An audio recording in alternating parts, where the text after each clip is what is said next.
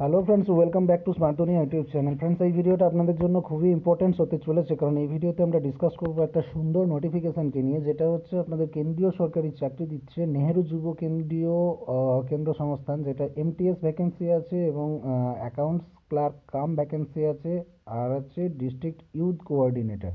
প্রচুর ভ্যাকেন্সি আছে, কিভাবে কি করতে হবে সমস্তটা ডিটেলসে আমরা আলোচনা করব এই ভিডিওতে। শেষ পর্যন্ত সঙ্গে থাকুন। যদি আপনি এখনও পর্যন্ত বেকার আছেন, এটা কিন্তু আপনার জন্য খুব ভালো একটা সুযোগ। যদি আপনি স্মার্ট দুনিয়ায় প্রথমবার ভিজিট করছেন, চ্যানেলটিকে একটু কষ্ট করে সাবস্ক্রাইব করে নেবেন। সাবস্ক্রাইব করার জন্য ভিডিওর নিচে ডান দিকে দেখুন লাল রঙের সাবস্ক্রাইব লেখা বাটন আছে, তার উপর ক্লিক করার পর ডান পাশে একটি বেল আইকন আসবে, তার উপরও ক্লিক করে রাখবেন, পরবর্তী ভিডিও নোটিফিকেশন পেয়ে যাবেন।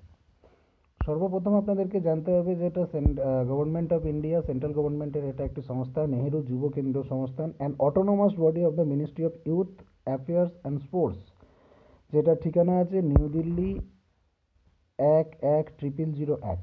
ঠিক আছে। রিক্রুটমেন্ট থাকছে আপনার 101টা ভ্যাকেন্সি থাকবে ডিস্ট্রিক্ট ইউথ কোঅর্ডিনেটর, 75টা অ্যাকাউন্ট ক্লার্ক কাম টাইপিস্ট থাকবে এবং 72টা এমটিএস থাকবে।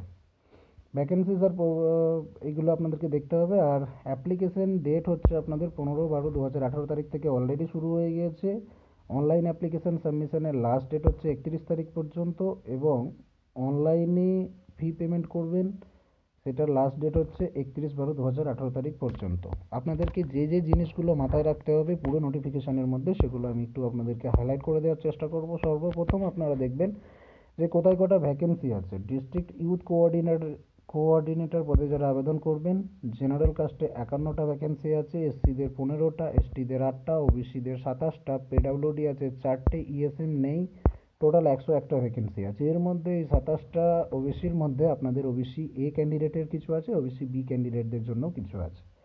Accounts clerk cum typist vacancy আছে জেনারেলের ক্ষেত্রে 37টা, এসসি 11টা, এসটি 5টা, ওবিসি 20টা, পিডাব্লিউডি 5টা, ইএসএম 7টা এবং টোটাল 75টা।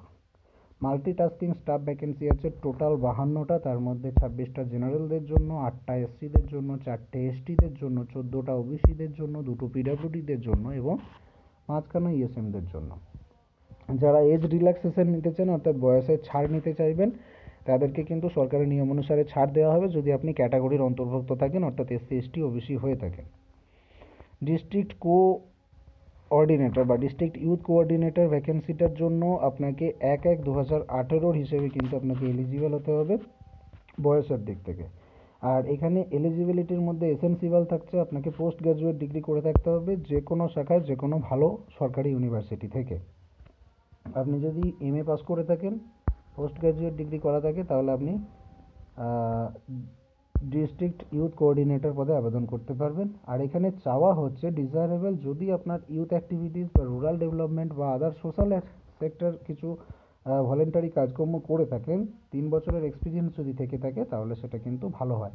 এসেন্সিয়াল কোয়ালিফিকেশান এটাই, আপনার পোস্ট গ্রাজুয়েট থাকলেই আপনি আবেদন করতে পারবেন। আর ডিজায়ারেবল লেভেল ক্ষেত্রে যদি এটা থাকে আপনার ভালো হয়, অগ্রাধিকার পাবেন, না থাকলে ক্ষতি নেই, আপনারা আবেদন করতে পারবেন। এখানে দেখুন অ্যাকাউন্টস ক্লার্ক কাম টাইপিস্ট পদের জন্য আপনাদের এসেন্সিয়াল কোয়ালিফিকেশান কী কী লাগবে। আপনাকে বিকম পাস করতে হবে অথবা graduate degree of a recognized university or equivalent with 2 year experience in accounts work, যদি থাকে তাহলেও হবে। 3 নম্বর হচ্ছে টাইপিং স্পিড, যদি আপনার 30টা ওয়ার্ড পার মিনিটে টাইপ করার ক্ষমতা থাকে, আর 25টা হিন্দিতে, 30টা ইংরাজিতে, আপনারা আশা করছি সবাই পারবেন। এই যোগ্যতা থাকলে আপনারা আবেদন করুন। আর কম্পিউটার নলেজ তো অবশ্যই থাকবে, যাদের টাইপিংয়ের স্পিড থাকে, কম্পিউটার নলেজ আপনাদের প্রত্যেকেরই আছে, তাহলে কিন্তু আপনারা এখানে আবেদন করতে পারবেন। তার মানে গ্র্যাজুয়েট আর কম্পিউটার জানা থাকলেই কিন্তু আপনারা এখানে আবেদন করতে পারছেন অ্যাকাউন্টস ক্লার্ক কাম টাইপিস্ট পদের জন্য।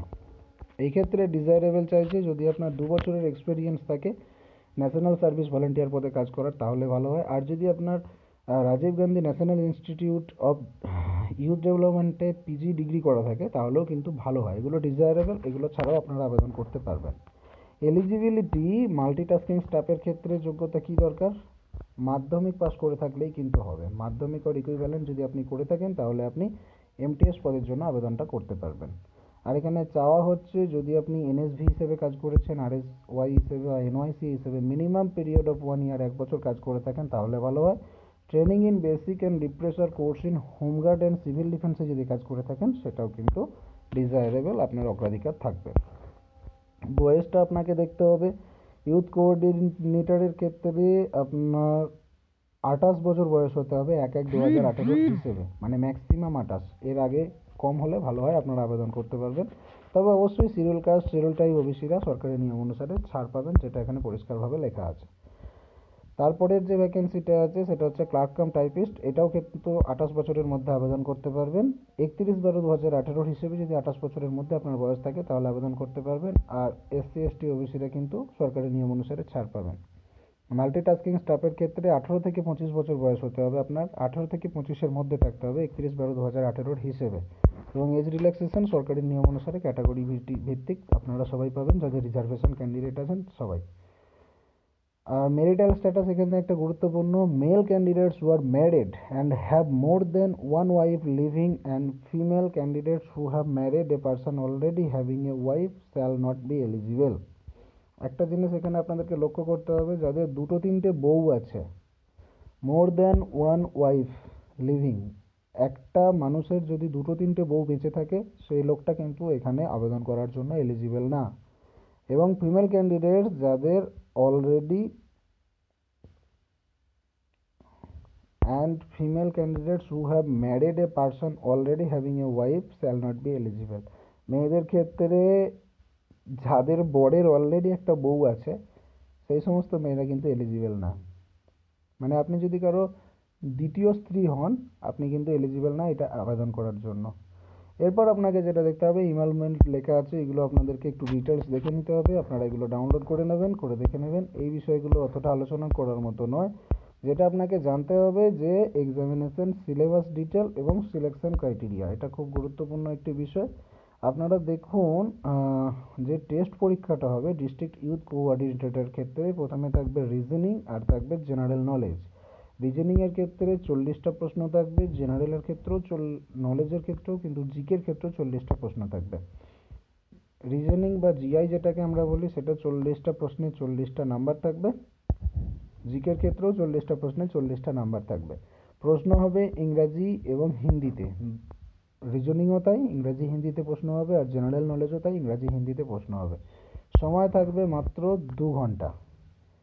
পেনাল্টি কিন্তু থাকবে, অর্থাৎ এখানে নেগেটিভ মার্কিং থাকবে। পাসিং মার্কস হচ্ছে নো ডিটারমাইন্ড পাসিং, মানে আগের থেকে প্রি ডিটারমাইন্ড করা হবে না। আপনারা জানেন সরকারি চাকরির পরীক্ষায় শেষের দিক থেকে কমের দিকে নেওয়া হয়, তারপর একটা কাট অফ নির্ধারণ করা হয়। সো এখান থেকে প্রি ডিটারমাইন্ড করা যাবে না কত নাম্বার পেলে আপনি পাস করবেন।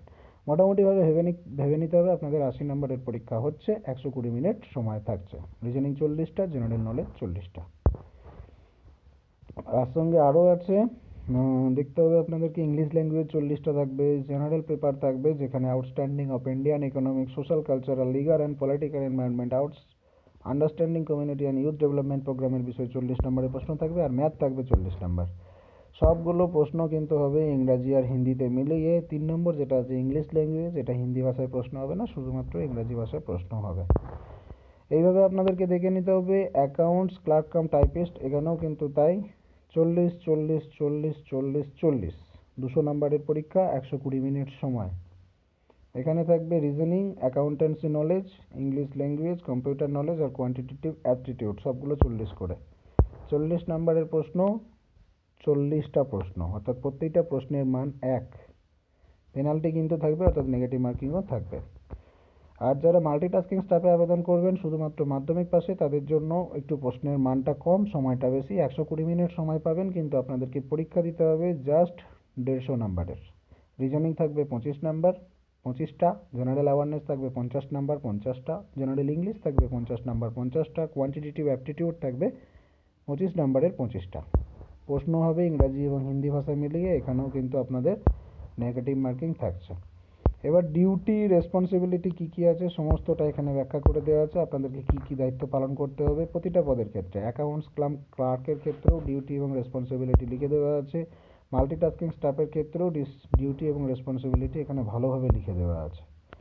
একটা জিনিস দেখুন, the knowledge, skills and attitudes required for satisfactory job performance of a district youth coordinator.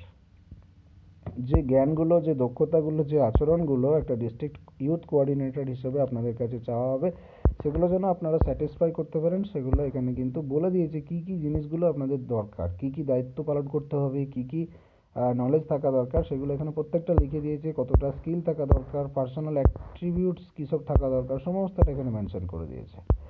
এবার যেটা জিনিসটা জানতে হবে যে এই যে পরীক্ষাটা হবে, এই পরীক্ষার এক্সামিনেশন সেন্টার কোথায় কোথায় হতে পারে। অন্ধ্রপ্রদেশের বিজয়বাড়াতে হতে পারে, অরুণাচল প্রদেশের নাহারুল আলমে হতে পারে, আসামে হতে পারে, পাটনা হতে পারে, চন্দননগর হতে পারে, চণ্ডীগড় হতে পারে, ছত্তিশগড় হতে পারে, দাদার হতে পারে মানে দাদরা নগর হাভেলি যেটাকে বলি, দমনদিউতে হতে পারে, দিল্লিতে হতে পারে, সুরাটে হতে পারে, পঞ্জিতে হতে পারে, হরিয়ানাতে হতে পারে, হিমাচল প্রদেশে হতে পারে, জম্মু কাশ্মীরে হতে পারে, ঝাড়খণ্ডে হতে পারে, ব্যাঙ্গালোরে হতে পারে, মধ্যপ্রদেশে হতে পারে, মহারাষ্ট্রে হতে পারে, মণিপুরে হতে পারে, মুম্বাইতে হতে পারে, মেঘালয়তে হতে পারে, মিজোরামতে হতে পারে, নাগাল্যান্ডে হতে পারে, ভুবনেশ্বরে হতে পারে, উড়িষ্যার পন্ডিচেরিতে হতে পারে, পাঞ্জাবে হতে পারে, জয়পুরে হতে পারে, সিকিমে হতে পারে, বর্দাঙে হতে পারে, তামিলনাড়ু হতে পারে, সঙ্গে থাকছে তেলেঙ্গানা, ত্রিপুরা, উত্তরপ্রদেশ। প্রত্যেকটা বড় বড় রাজ্যের বড় বড় জায়গায় কিন্তু বড় বড় শহর ম্যাক্সিমাম আছে যেগুলো আপনাদের রাজধানী, সেগুলোতেই হবে। যেমন ওয়েস্ট বেঙ্গলের ক্ষেত্রে দেখুন, ওয়েস্ট বেঙ্গলের সিট আছে কিন্তু গ্রেটার কলকাতা, বৃহত্তর কলকাতাতেও কিন্তু আপনাদের পরীক্ষার সিট পড়তে পারে। সিলেকশন প্রসেস এবং হাউ টু অ্যাপ্লাই এটা আপনাদেরকে অবশ্যই জানতে হবে। আপনাদেরকে অনলাইন অ্যাপ্লিকেশন করতে হবে। Eligible and interested candidate should be required to apply online through NYKS website, যেটা আছে www.nykс.nic.in। এখানে কিন্তু অন্যরকম কোনোভাবে অ্যাপ্লিকেশন করলে সেটা রিজেক্ট হয়ে যাবে, আপনাদের শুধুমাত্র অনলাইনে অ্যাপ্লিকেশন করতে হবে। How to apply, detailed guidelines and procedure for application, registration, payment of fees, document scan and upload. এই তিনটে জিনিস আপনাকে মেনলি করতে হবে। ফার্স্ট রেজিস্ট্রেশন, তারপরে বিল পেমেন্ট করতে হবে, তারপরে আপনার ডকুমেন্টগুলো অর্থাৎ ফটো, সিগনেচার এবং আপনার কাস্ট সার্টিফিকেট সহ অন্যান্য এডুকেশনাল ডকুমেন্টসগুলো আপলোড করতে হবে। সমস্তটাই কিন্তু 31 ডিসেম্বরের ভেতরে করতে হবে। 15 তারিখ থেকে অলরেডি স্টার্ট হয়ে গিয়েছে। যে ফটোগ্রাফটা আপনি দেবেন 4.5 3.5 সেমি ফটোগ্রাফ হওয়া বাধ্যতামূলক। সিগনেচারটা যেটা দেবেন সেটা আপনি কালো কালিতে সিগনেচার করে নিয়ে সেটাকে স্ক্যান করবেন।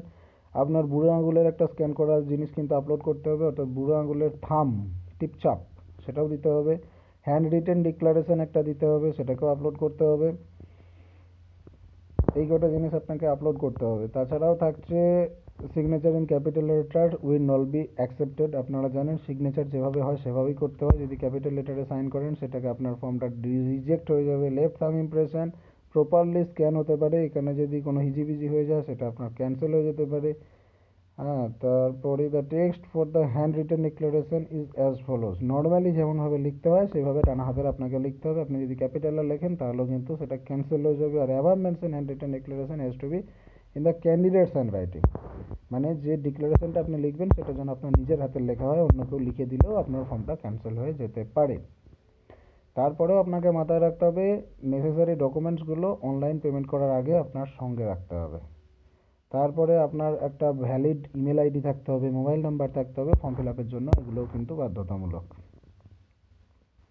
অ্যাপ্লিকেশন রেজিস্ট্রেশন প্রসেস এখানে লেখা আছে, সমস্তটা ভালোভাবে লেখা আছে, আপনারা ডিটেলস দেখে নিতে পারবেন। আশা করছি এই ভিডিওতে যতটুকু আলোচনা হয়েছে এর বাইরে আপনাদের আর কোনো প্রশ্ন থাকছে না। যদি কোনো প্রশ্ন ফেলেন, একটা জিনিস আপনাদেরকে বলে দিতে চাইবো, আপনারা অনলাইনে পেমেন্ট করতে পারবেন। RuPay card, Visa card, Mastercard, Maestro card, credit card, debit card, internet banking, IMPS, cash card, mobile wallet, যা কিছু আছে সমস্তটা ইউজ করে আপনারা অনলাইন পেমেন্ট করতে পারবেন।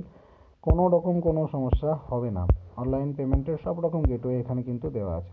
টার্মস অ্যান্ড কন্ডিশনসও দেওয়া আছে, আপনারা চাইলে এগুলোকে ভিডিওটা পজ করে স্ক্রিনশটও করে নিতে পারেন। আপনারা এইটাকে অফিসিয়াল ওয়েবসাইট থেকে ডাউনলোডও করে নিতে পারেন। তো সুতরাং ফ্রেন্ডস, আপনাদের সামনে একটি ভালো নোটিফিকেশান নিয়ে এলাম। আপনারা যদি ভিডিওটা পছন্দ করেন লাইক করবেন, শেয়ার করবেন এবং যারা যারা আগ্রহী এই চাকরিটা করার জন্য অবশ্যই অ্যাপ্লিকেশান করে দিন, কোনো রকম লেট করবেন না। পরবর্তী ভিডিওতে দেখা হচ্ছে। সবাই ভালো থাকুন, ধন্যবাদ।